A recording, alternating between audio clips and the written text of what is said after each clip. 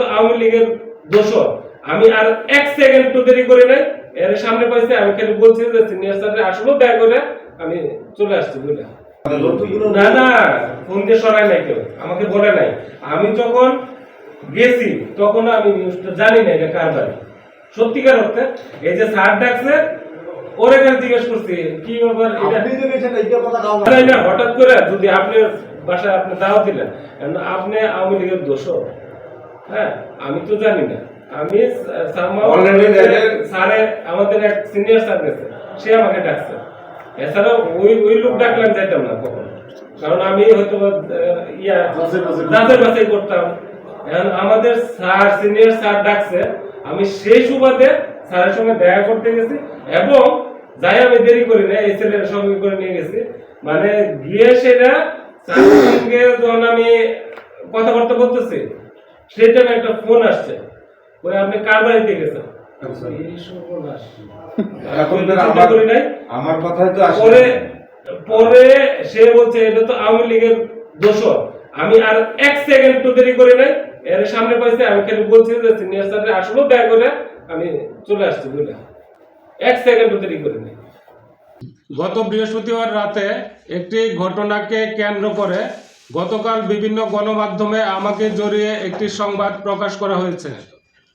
ওই ঘটনায় আমার বক্তব্য উপস্থাপন করা প্রয়োজন। মূলত ঘটনাটি হলো হাতীবান্ধার বাসিন্দা পুলিশের একজন ঊর্ধ্বতন কর্মকর্তা তাদের বন্ধু মহল সহ বৃহস্পতিবার তিস্তা পাড়ে শীতার্ত মানুষের মাঝে শীত বস্ত্র বিতরণ করেন।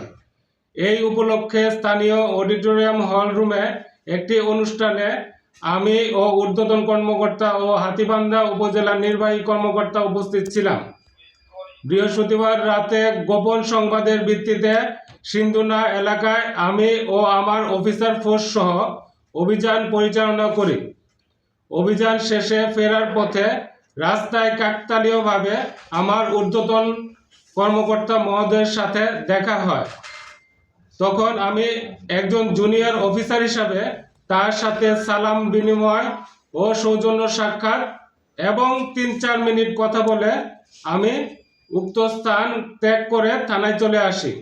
হাতীবান্ধা থানার ওসি একজন আওয়ামী লীগের বাসায় তো এইভাবে না আওয়ামী লীগের বাসা না ভাই, উনি ওনার ফ্রেন্ডের বাসায় আসছে। এখন ফ্রেন্ডের বাবা বা চাচা যদি কোনো এক সময় দলের সাথে জড়িত ছিল তাহলে এইটা তো আসলে ওইভাবে বলছি যে ওখানে শিক্ষার্থী আইবির বেশ কিছু শিক্ষার্থী ছিল, আমি ওনাদেরকে বলছি যে তোমরা যারা আসছো ওখান থেকে তোমরা রাতের বেলা আমার ওখানে একটু খাবে। এখন সঙ্গত কারণে ওসি সাহেব যেহেতু ওখানে ছিলেন, শকত যেহেতু আসছিল, শকতের অনারেই হোক বা টিওনো ম্যাডাম যেহেতু প্রোগ্রামে ছিলেন সেহেতু ওসি সাহেব ওখানে হয়তো ওই ইয়াতেই আসছেন। মানে ওনাকে দাওয়াত দিয়েছে, ওসি সাহেবকে দাওয়াত দিয়েছে কি এখানে? ওসি সাহেবকে আমরাই বলছি যে যেহেতু এনারা আসবেন আপনার সময় থাকলে আপনি এনাদের সাথে ব্যাপারে এই ক্ষেত্রে আমি বলতে পারবো না, কিন্তু ওসি সাহেবকে আমি বলছি যে এনারা যেহেতু খাবেন আপনি আসছেন, আপনিও পারলে আমার বাসায়। স্যার আপনার